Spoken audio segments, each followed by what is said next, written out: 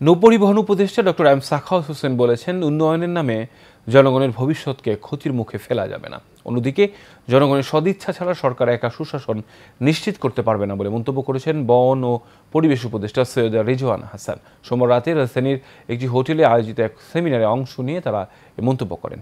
আব্দুর রহিমের ক্যামেরায় জানাচ্ছেন শফিউল ইসলাম।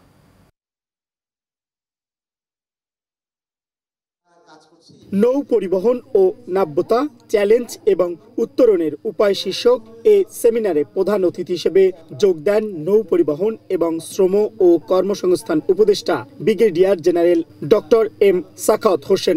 তিনি বলেন, দেশের অভ্যন্তরীণ নৌ রুটকে বাঁচিয়ে রাখতে হবে। এজন্য অপ্রয়োজনীয় ড্রেজিং বন্ধে কাজ করছে সরকার। আমরা উন্নয়ন দেখি, কিন্তু আমরা কখনো চিন্তা করি না যে হোয়াট আর উই ডুইং, মানে কোনো ভবিষ্যতের কোনো চিন্তা নাই। আমরা রাস্তা বানাচ্ছি, বিরাট বিরাট ব্রিজ বানাচ্ছি, ওইটাই বিষয়, কিন্তু দ্যাটস নট ডেভেলপমেন্ট। আপনি কি মেরে ডেভেলপমেন্ট করছেন? বাংলাদেশের নদীতে এখন মাছ পাওয়া যায় না, যা পাওয়া যায় সাউথের দিকে কিছু পাওয়া যায়।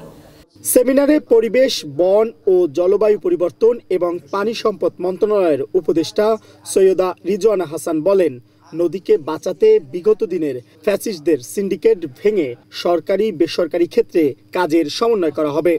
যে সুশাসন সরকার এককভাবে নিশ্চিত করতে পারে না।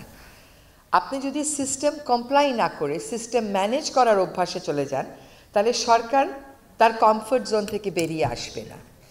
এখন একটা সুযোগ, খালি সরকার এটা করে দেখ, সরকার এটা না করে দেখ বলে আপনিও বলেন আমি আর সিস্টেম ম্যানেজ করব না, আমি সিস্টেমের সাথে কমপ্লাই করব।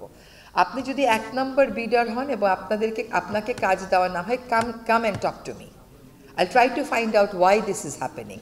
Voice on climate change, Bangladesh নদী পরিব্রাজক দল, পরিবেশ ও নদী রক্ষা উন্নয়ন ফাউন্ডেশন এবং কর্ণফুলী সুরক্ষা পরিষদের সহযোগিতায় সেমিনারটি যৌথভাবে আয়োজন করে প্রকৃতি ও জীবন এবং বাংলাদেশ রিভার ফাউন্ডেশন।